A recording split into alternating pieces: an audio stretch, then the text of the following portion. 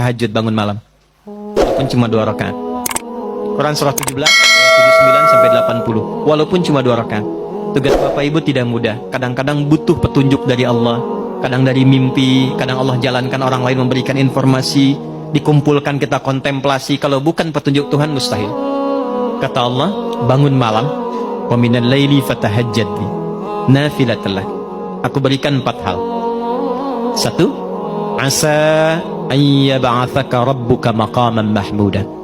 Kalau engkau konsisten, aku bimbing karirmu ke tempat kedudukan terbaik dan terhormat yang orang lain memuliakannya. Kan ada orang dapat posisi tinggi tapi orang lain belum tentu respect kan? Kalau Tuhan sudah respect, siapa yang bisa mencegah orang lain untuk merendahkannya? Bangun konektivitas itu, kata Allah, aku bimbing dia dengan cara terhormat di posisi terbaik dan orang semua hormat. 2, ini yang mahal. Wa qur rabbi adkhilni mudkhala sidqin. Akan dibimbing menjalani kegiatannya dengan cara yang terbaik. 3, wa akhrijni mukhrajas sidqin. Kalau ada persoalan, aku berikan solusi dengan cara yang paling terbaik. Yang keempat yang paling dibutuhkan.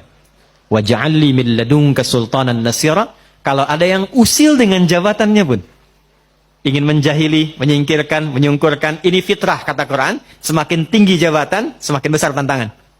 Kata Allah, aku yang akan langsung menolong hambaku itu. Allah yang langsung menolongnya tanpa perantara siapapun. 4. Yang terakhir saya tutup, ada ketakwaan sosial. Hubungan dengan kita semua. Hubungan dengan kita sesama. Itulah yang kita beri nama silaturahim. Maka pindah ayatnya ke ayat pertama di surah yang keempat. Dengan kalimat nas, pembukanya sama. Ya ayyuhan nas. Hei semua manusia. Tuh, balik lagi. Laki-laki, perempuan, bapak ibu dari manapun. Ittaqu rabbakumul ladzi khalaqakum. Tegaskan lagi, tingkatkan takwamu kepada Rabbmu. Takwanya apa di sini? Kalau yang tadi spiritual, yang ini beda. Alladzi khalaqakum min nafsin wahidah wa khalaqa minha zaujaha. Yang telah mencipta engkau dari bapak yang sama, dari satu ibu yang sama. Maksudnya apa? Kalaupun kita beda keyakinan, membangun hubungan baik dengan sosial, setidaknya samakan di satu persepsi berasal dari bapak yang sama, Adam alaihissalam. Jadi kalau nggak sepakat di nilai-nilai keyakinan spiritual, sepakatlah di nilai kemanusiaan yang sama. Karena itu jangan batasi pergaulan sosial kita hanya dengan yang muslim saja. Kalau pengajian silahkan yang muslim, yang lain punya acara lain. Tapi kalau nilainya sama-sama yang sifatnya sosial, bakti sosial, kegiatan umum, libatkan semua sehingga merasakan kenikmatan yang sama. Minimal kita sepakat dari satu bapak yang sama. Janganlah, dia kafir, nggak boleh. Ya? Dia nggak sama keyakinannya, nggak boleh. Tempatkan dalam satu hal yang sama. Bukankah Quran begitu bijak? Ya? Bukankah Quran begitu indah? Ketika menempatkan pada nilai spiritual, eksklusif. Ketika nilai-nilai itu sosial, buka. Wabatha minhuma rijalan katsiran wa nisaa. Setelah itu lahirlah keturunan-keturunan menyebar, lelaki perempuan. Dalam pergaulan itu boleh jadi ada khilaf yang membuat pergaulan dan hubungan menjadi kusut. Maka turunlah kelengkapan ayatnya. Wattaqullah, hei yang muslim, bertakwalah kepada Allah. Jangan sampai di dunia rajin sholat tapi punya masalah dengan teman-temanmu sehingga engkau sulit untuk dihisab di hari kiamat. Hadis Muslim, riwayat sahabat Abu Hurairah. Maaf, ada orang yang disebut Nabi bangkrut di hari kiamat. Izin, ini masih ada waktu? Apa sih? Sampai jam berapa kita? Oh, silahkan sampai jam 12. Saya 10:04 pulang. Saya mau ke Banten. Ya, izin sebentar, maaf.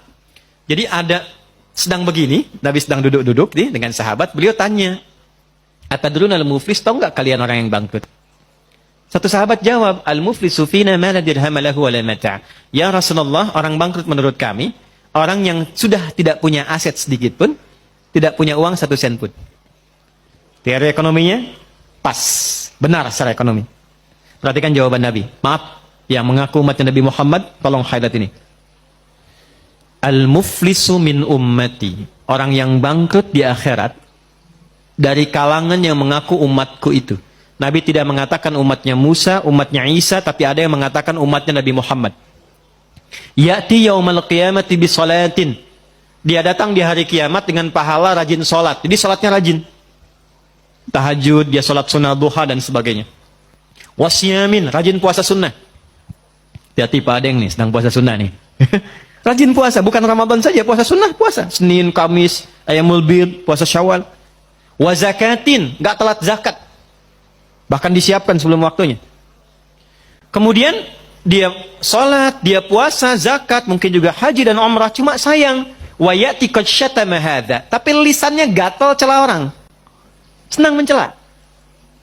Ya, mencela itu sekarang lisan turun ke tangan tuh. Turun ke tangan. Ada ayatnya, al-yauma nakhtimu ala afwahim wa tukallimuna aydihim. Sekarang itu ayat Yasin itu berlaku. Kadang orang mencela, lisannya diam tapi tangannya itu komen. Hah? Tangannya komen kan? Sudah mulai sekarang ya. Tinggalnya di Singaparna tapi statusnya nyampe Singapura kan? Hah? Tungguin gitu kan? Dan terlibat di situ. Itu pembuktian terbaik sekarang, muncul sekarang. Dan masalah paling banyak kan sekarang, Pak ya? ITE yang banyak diadili itu. Ya. Wa qadzafa hadza, suka nuduh dengan bukti yang tidak ada.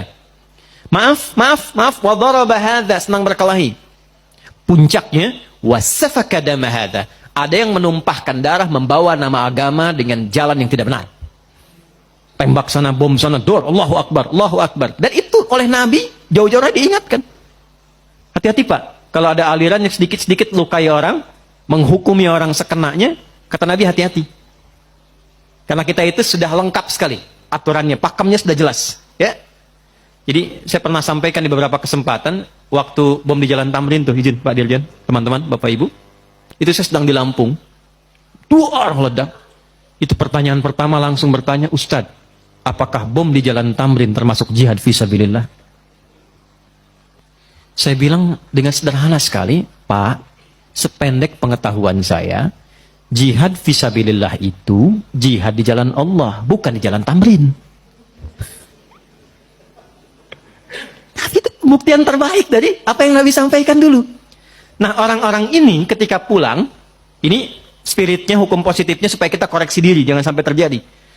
Nanti tu'khadhu hadza min hasanati wa hadza min hasanati. Yang baiknya akan ditimbang karena Allah adil, tapi untuk nutup yang buruknya. Jadi kalau ada orang sholat senang sekali usil pada orang dengan lisannya, dia caci maki orang, pahala sholatnya diberikan pada yang dicaci itu.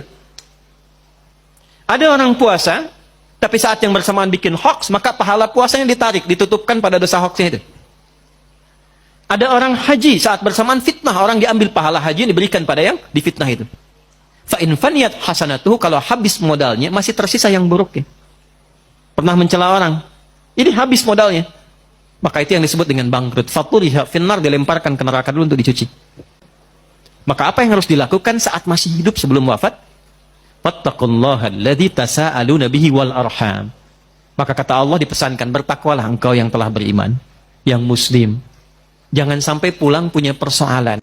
Kumpul dengan teman-temanmu, lihat keluargamu, anak istrimu, tetanggamu, teman-temanmu di kantor, dalam pekerjaan, maka bangun silaturahim ini.